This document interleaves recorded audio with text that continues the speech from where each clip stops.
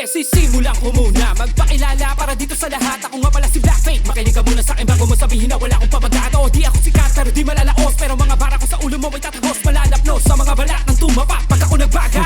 Takina ubos sa lahat na nagbalak. Napapagsakin ako, wala akong habag sa mga kagaya mo. Di ka pa sapat, ano bang akala mo na kaya mong agawin sa kanang korona ko? Matagal ko nang naisampal sa mukha mo ang kalupitan. Kaya wag mo kong angasan, baka yung pangarap mo wayakin ng tundukan. Huwag naman ganyan.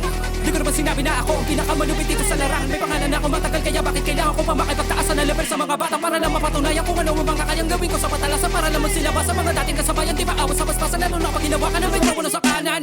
Parang mga barel rumatrat, di lang basta puro satsat. Mga pangil na gamit pangat-ngat, animal sa laro nagkakapakpak. Alamat na buhay, bukas na aklat, bagamat na buo na medyo patpat. Sa palakpak halos tumagaktak, mga pawis ko na bumabagsak. Ano pa ba ang kailangan patunayan? Alam mo na meron ako kung katibayan. Wala na tayong dapat na mapag-usapan. Kayo na mabilis at di ko maunahan. Maniwala ka hindi ako masusugatan. Baka naman hindi di mabubutasan. Dapat sa katulad mo ay parusahan para naman di ka naman pamarisan.